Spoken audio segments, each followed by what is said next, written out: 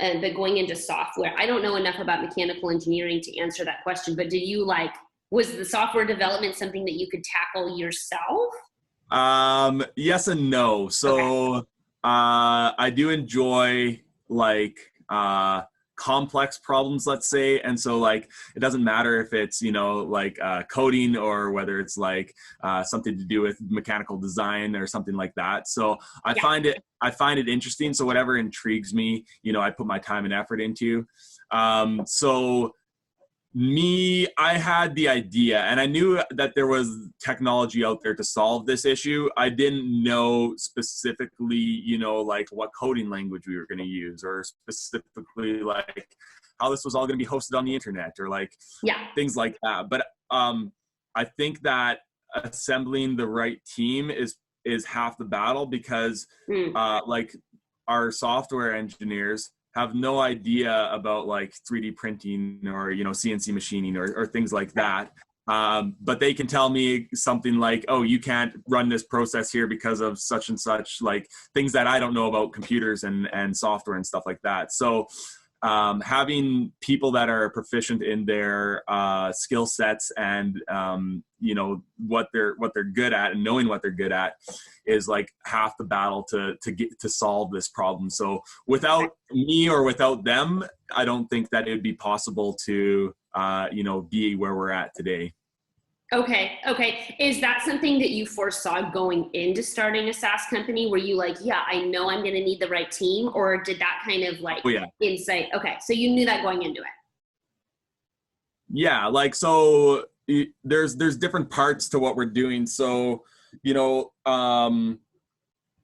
using somebody that has software engineering experience to, build the software that we need, but then they might not be proficient in things like machine learning. So having somebody that's proficient in machine learning to design another product that we're building right now, they're still part of the same type of realm of computers and things like that, but it's a completely different subset of skills that are unique to those individuals.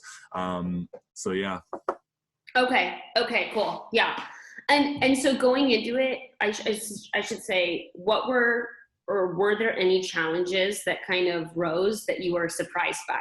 What are some of the things about having a SaaS business or running a SaaS business that have been challenging and maybe surprising?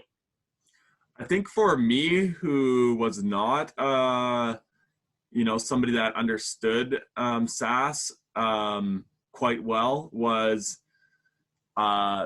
the timeline for which I thought things were achievable.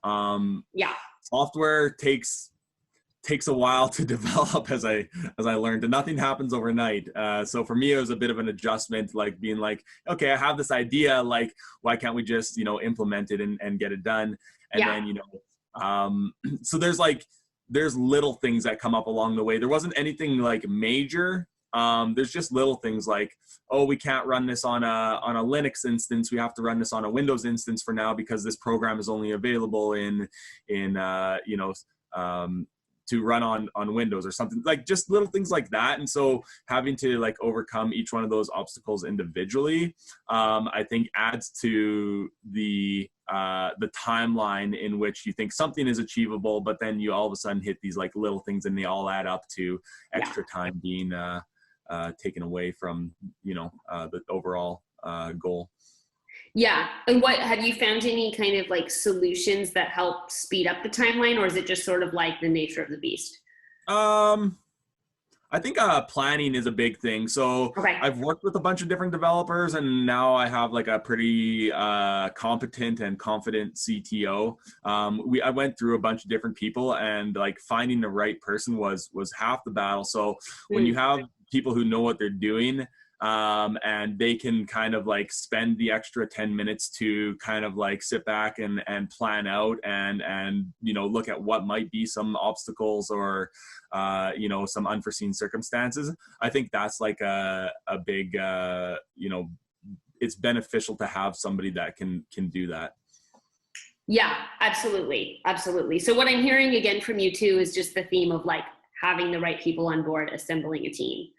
Yeah, team is half of it. I mean, product is also the other half of it, and then there's Yeah. like marketing, which is like the other half. So there's like, yeah, Yeah.